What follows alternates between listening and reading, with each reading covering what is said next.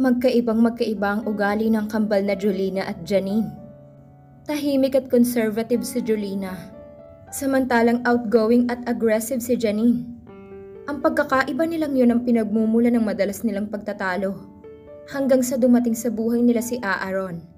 Si Jolina ang pinili nitong pagtuunan ng pansin, kahit na obvious ang pagpapakitang motibo ni Janine dito. Mahal na ni Jolina si Aaron nang matuklasan niyang buntis ang kapatid. Si Aaron ang tinutukoy nitong ama ng dinadala. Matalim na tinitigan ni Jolina ang kanyang kakambal. Paismid namang sumalampak ng upo si Janine, sabay unat sa dalawang binti at mga braso. Kasunod niyon ay ang paghihikab nito. Janine, huwag mo sanang isipin na kontrabida ako sa buhay mo. Nagpapaalala lang ako bilang kapatid mo. Thanks for the concern, sarkastikong sabi ni Janine. Pero matanda na ako para pagsalitaan mo pa ng ganyan. Don't you think you should mind your own business? Napabuntong hininga si Jolina. Bilang nakakatanda ay hindi niya kayang baliwalain ang pinagagawa ng kakambal. Naturingan ngang kambal sila nito, pero magkaiba sila sa napakaraming bagay. Lumapit siya sa kapatid, umupo siya sa katapat na sofa. Sumandal si Janine sa sofa at ipinikit ang mga mata. Waring antok na antok ito. Paano nga ba hindi ito aantukin, gayong 2:00 na ng madaling araw? Madalas na ganoong oras kung umuwi ito. Hindi niya alam kung konektado pa rin iyon sa trabaho nito. Modelo ang kanyang kapatid kaya kung saan-saan ito dumadayo sa tuwing may pictorials. Look, Janine, pag may nangyari sa'yo, di ba't ako rin naman ang tutulong sa'yo? Ako rin ang masasaktan, alam mo yan. Muling dumilat si Janine at saka tumingin sa kapatid na waring naiinis. Stop fussing, okay? What's the big deal anyway? Ano bang ipinagpuputok ng butsi mo dyan? Umuwi ka sa tamang oras at wala kang maririnig sa akin. Umakto ka ng tama at hindi kita pupunahin. Mag-isip ka ng matuwid at hindi mo maririnig ang payo ko. Yun lang, Janine. Yun lang ang hinihiling ko sa'yo. Sa halip na sagutin ay tinitigan lang siya nito at pagkuway tumawa na waring nang iinsulto. My dear sister, you're missing a lot of fun. Do you know that? Look what you've done to yourself. Pareho lang tayong 25 pero mukha na kitang nanay. Masyado ka kasing seryoso sa buhay. Pag hindi ako nagseryoso, walang mangyayari sa buhay natin, Janine. Tayo na nga lang dalawa. Bakit ayaw mo pang magpakatino? Maawa ka naman sa akin. Huwag mong ipapasan sa akin ang lahat. Okay, pumayag naman ako ang mag-intindi ng lahat dito sa bahay. Diba? Pero Diyos ko naman, Janine. Pati ba naman ikaw iintindihin ko pa rin? Pati ba naman ikaw kailangan kong problemahin? At sino bang may sabi sa'yo na problemahin mo ko? You? Kapatid kasi kita. Bakit hindi mo maintindihan? Right, kapatid lang kita. You're not my mother. Ayoko nang sinesermonan ako tulad ng ginagawa mo. Paano nga? Mali ang ginagawa mo. Kung buhay ang mami at daddy, tiyak na sisermonan ka din nila. Mali ang ginagawa ko? Mali ang lahat sa akin. Great!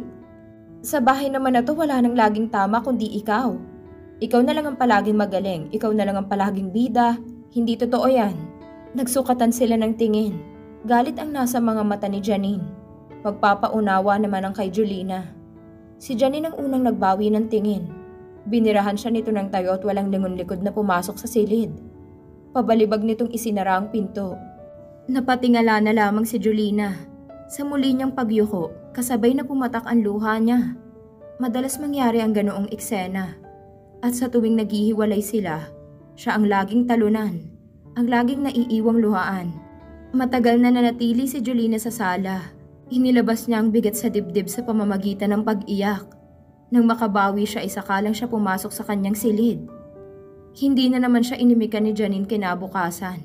Kinausap niya ito ngunit hindi siya sinasagot nito. Ipinaghain niya ng almusal pero hindi ito kumain. Naligo ito at agad ding umalis. Hindi nito sinabi sa kanya kung saan ito pupunta. Pero natitiyak niyang gagabihin o uumagahin na naman ito ng uwi. Nawalan na rin siya ng gana. Ang plano sana niya ay magluto ng espesyal para sa araw na yun ng linggo. Hindi na lang niya itinuloy. Sa halip ay hinarap niya ang labahin at iba pang gawaing bahay. Ang kambal lang ang nakatira sa bahay na yon sa Salcedo Village. Ipinundar iyon ng mga magulang nila. Si Patricia na ina ng kambal ay namatay sa panganganak sa dalawa. Si Crispolo naman na ama ng kambal ay hindi na nag-asawa pa magmula noon. Isa itong arkitekto kaya nagawa nitong buhayin sa karangyaan sina Jolina at Janine. Parehong tubong Cebu sina Patricia at Crispolo, kaya malayo sa mga kaanak ang kambal. Ang ama lang ang nakalakihan ng dalawa. Kambal man ay magkaiba pa rin sina Jolina at Janine. Mabait at mapagpasensya si Jolina. Bugnutin at masungit naman si Janine. Maging sa hilig ay hindi rin nagkatugma ang magkapatid. Computer science ang kursong kinuha ni Jolina. Si Janine ay tourism dahil gusto nitong maging isang flight stewardess. Ngunit nakadalawang taon lang si Janine sa kurso ay agad itong nakuha bilang isang commercial model. Hanggang sa tamarin na itong magpatuloy ng pag-aaral. Kasabay ng pagganda ng takbo ng career ay nagbago rin ang ugali ni Janine. Mas lumala pa kaysa dati kaya madalas na itong napapagalitan ng ama. Madalas tuloy magkaroon ng sagutan sa bahay na yon. Pagka-graduate napasok si Jolina sa Asia Tech bilang computer analyst. Parang nabalian ng pakpak ang magkapatid nang mamatay sa atake sa puso si Crispolo. Nasa construction site ito nang mangyari yon. Si Jolina ang labis na naapektuhan sa pangyayari dahil siyang umako sa responsibilidad na naiwan ng ama. Nakagawian na ni Jolina ang lumipat sa kabilang bahay kapag tapos na siya sa trabaho o kapag wala siyang pasok sa office. Bahay iyon ni na Mami Monica at Daddy Ruperto. Mahigit 50 na ang edad ng mag-asawa. Naging kapalagayang loob ng kambal ang mga ito mula nang lumipat ang mga ito doon mahigit na 5 taon nang nakakaraan. Ang 4 na anak ng mga ito ay nasa ibang bansa at may sarili-sarili ng pamilya liban sa bunso nilang nagngangalang Aaron. Sa picture lang nila nakita ang mga anak ng mag-asawa. Plain housewife si Mami Monica, kaya lagi lang itong nasa bahay. Isang bank manager naman si Daddy Ruperto sa Makati. Taga Davao ang mga ito. Pero dahil nasa Maynila ang trabaho ni Daddy Ruperto, ay sa Maynila na tuluyang nanirahan ng mga ito. Ayon kay Mami Monica, matagal nang pinipetisyon ng mga ito ng mga anak. Pero walang ambisyon ang dalawang matanda na mga ibang bansa. Nang hapon na yon, naabutan niya nag-aalis ng mga tuyong dahon ng alagang roses si Mami Monica. Nasa maliit na garden ito sa harapan ng bahay. Mami, dinalahan ko ho kayo ng gelatin. Gumawa ho ako eh. Ang mag-asawa mismong nag-utos sa kanila ni Janine na Mami at Daddy ang itatawag nila sa mga ito.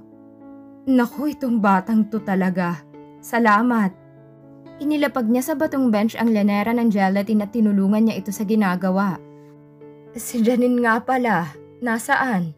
Lumungkot kapag daka ang magandang mukha ni Jolina. Hindi iyon nakaligtas sa mga paningin ng matanda. Bakit?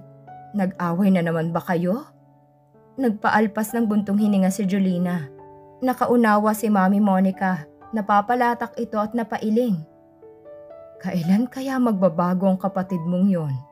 Napakagatlabi si Jolina. Parang mapapaiyak na naman siya.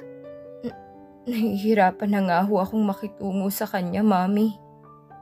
Kung minsan ho kasi sumusobra na talaga ang kapatid kong yun. Pagpasensyahan mo na lang, anak. Talaga nga yatang ganun eh.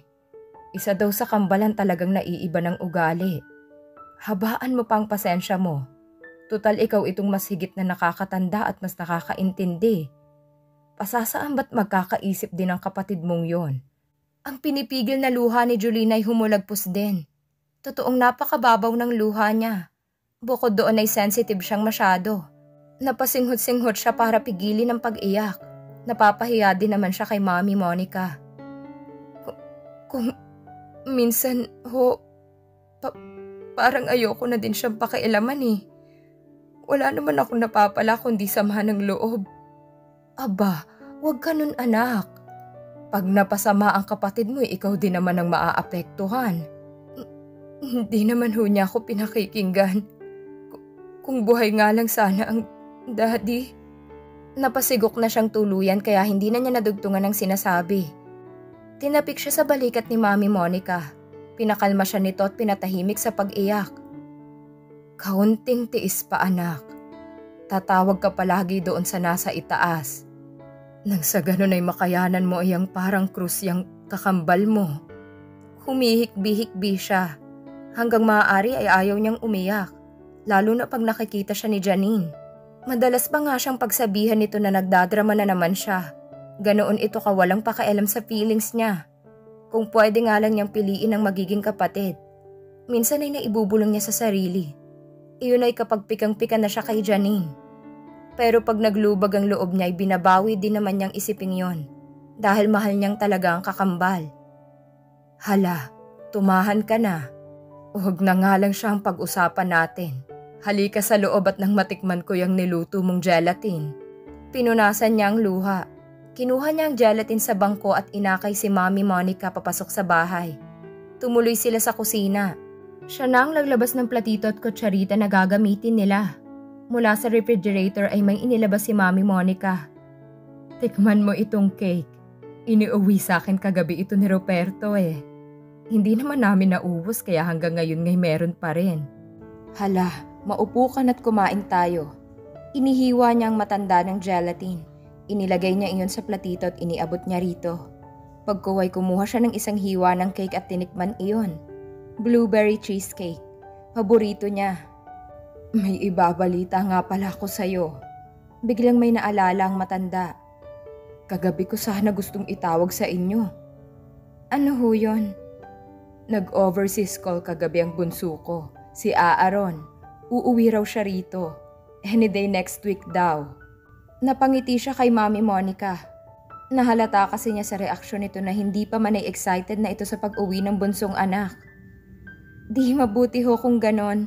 Magbabakasyon ho siya rito? Hindi ho ba ang sabi niyo ay architect si Aaron, tulad ng daddy ko? At malakas na ika niyong kita niya dun sa Nevada. Yun ang sabi niya. Parang gusto nga raw muna niya magpahinga sa trabaho. At dito raw niya gustong magbakasyon. Ika nga mabuti naman at nagsahawa din siya sa pera. Alam mo kasi masyadong workaholic ang anak kong yun eh. Dibdiban talaga kung magtrabaho. Ayaw niyo ho ba nun? Mabutit hindi tatamad-tamad. Aba talagang hindi tamad si Aaron ko. Pag uwi niya dito kukumbinsihin kong huwag nang umalis ulit. Nadumito na lang. Gamitan ko kaya ng blackmail. Ano sa palagay mo? Natawa siya. Sabik na ho talaga kayo sa anak niyo. Ano ho? Totoo yun. Julina, mantakin mo namang magwawalong taon na kaming nagkakalayo. Mahirap pala ang ganun. Pag pala may kanya-kanyang pamilya na ang mga anak, minsan na lang kung maalala ang magulang. Biglang bumalatay ang lungkot sa anyo nito. At least ho, kompleto pa rin kayo kahit na magkakalayo. Kami. Kung sa bagay, kaya nga itong si Aaron ko, pipigilan ko na talagang umalis pa. Tutal wala naman niyang pamilya.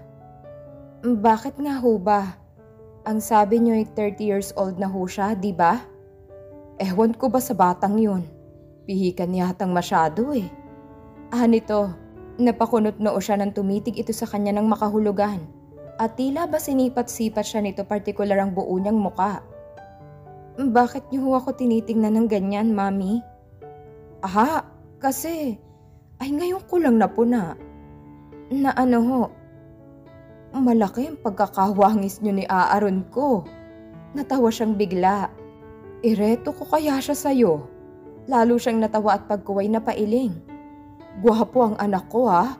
Nakita mo na sa picture, di ba? Kuha nga yun ng teenager pa siya pero tiyak kong mas lalong gumapo si Aaron ko ngayon. Stable rin naman. Palagay ko bagay kayo, Julina. Mami talaga, para akong matanda sa una niyan eh. Hindi na huuso ngayon yung reto-reto ng magulang. Tiyak na tiyak ko na pag nakita ka ni Aaron ko'y magugustuhan ka niya. Ba't nga pa ngayon ko lang to naisip? Di sana'y pinadalahan ko siya ng picture mo. Di bale, tutal uuwi na naman siya. Di personal ka pa niyang makikita. Mami, wala ho sa bokabularyo ko ang pag-aasawa. Ang bata-bata ko pa ho eh. 25 ka na, kamo, di ba? 30 naman si Aaron ko. Tamang edad para magpamilya. Talagang irereto ko siya sa'yo. Natawa na lamang siya kay Mami Monica. Inihatid ni Jason si Julina ng hapong yon. Matagal na niyang manliligaw si Jason. Manager ito ng Asia Tech at anak ng isa sa mga stockholder ng nasabing kumpanya. na distributor ng mga computer. Mabait si Jason. Gentleman. Sa loob ng halos 2 taon na nitong panliligaw sa kanya, parang hindi niya ito nakitaan ng pagkainip. Matyaga ito sa panliligaw sa kanya. Ngunit hindi niya magawang pilitin ang sarili na ibigin ito. Gusto niya si Jason, pero hindi niya maramdamang mahal niya ito. Natitiyak niya ang damdamin, at hindi basta nalilito lang ang puso niya. Ilang ulit na rin naman niyang tinapat si Jason, pero talaga yatang porsigido ito sa kanya. Pagkahatid sa kanya ni Jason ay hindi na ito nagtagal. Nagpaalam din ito agad. Kabibihis lang niya ng pambahay. Shorts at t-shirt ang nakagawian niyang isuot. Nang marinig niya ang malakas na pagtawag ni Mami Monica, tinungo niya ang pintuan para pagbuksan ito. Pero hindi itong nakadaupan niya ng tingin nang mabuksan ang pinto. Agad siyang humanga sa magagandang mata ng lalaking kilala lang niya sa picture. At sa mga kwento ni Mami Monica, ngumiti ito kapag daka sa kanya. "Mabutit dumating ka na. Kanina ka pa namin hinihintay eh." Bungad ni Mami Monica. "Pasok ho kayo." Yaya niya sa mag-ina. "Si Aaron." Pakilala ni Mami Monica. "Kanina lang siya dumating." "Hi, Julina." Minsan pang ngumiti si Aaron. "Hi, kilala na kita. Madalas ka kasing ikwento sa akin ni Mami. Upo kayo." Tama si Mami. Mas gwapo nga si Aaron sa personal. Napakagwapo. Sabi niya sa isip. Naupo ang mag-ina. "Ma'am, ba't hindi niyo naman sinabi sa aking beauty queen pa lang ipapakilala niyo sa akin? Di sana nakapagpagwapo ako ng husto." Natawa siya sa sinabi nito. At siguro ay nag-blush din. "Hindi ba nga sabi ko sa'yo? Sabi niyo maganda lang. Napakaganda ho eh." "Mabiro pa lang anak niyo, Mami." Nangingiting singit niya. "Totoo ang sinabi ko, di ba, Mami?" "Sige na nga, naniniwala na ako." Nagkatawanan sila. Naasiwa siyang bigla nang waring sipatin siya ng husto ni Aaron. Nakatayo pa naman siya kaya na-conscious siyang bigla sa suot niya. "Teka, ikukuha ko kayo ng..." "Huwag na, Julina, kakatapos lang namin. Ikaw ba'y kumain na ng lagay na yan, hane?" "Sa labas ho, Mami." Aniya. Umupo siya sa isang sofa. "Nayaya ho kasi ako ni Jason ho." Napatingin siya kay Aaron na tingin niya ay biglang kumunot ang noo. "Sino naman yung Jason?" Tanong ng binata. "Manliligaw niya yun, anak." Napatango si Aaron pero may nahalata siya sa tingin nito. Parang biglang naiba. "Sabi ko nga dito ay ipapakilala ko siya sa'yo." Sabi ni Mami Monica.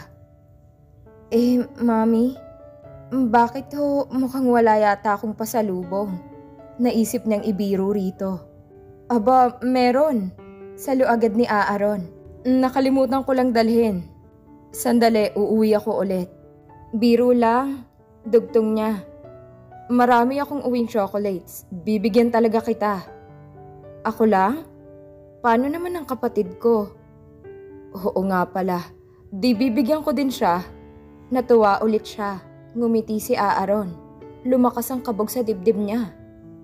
"Nasaan na nga palang kakambal mo?" Tanong nito. "Mabuti pa'y ako na ang umuwi." Paalam ni Mami Monica.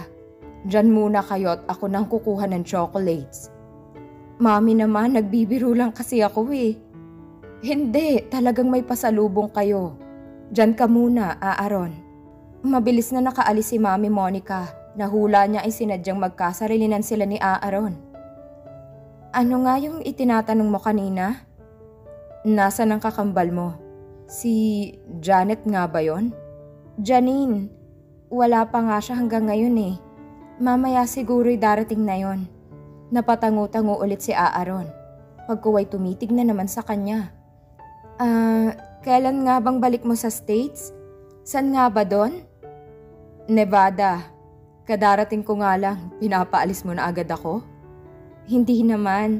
Ang sabi kasi ni Mami ay magbabakasyon ka lang daw dito." "Yun nga actually ang original plan ko. Pero baka magstay na muna ako dito. Depende rin." Nito at saka nagkibit balikat. Gusto niyang itanong kung depende saan, pero naisip niyang wala nga pala siyang pakialam doon.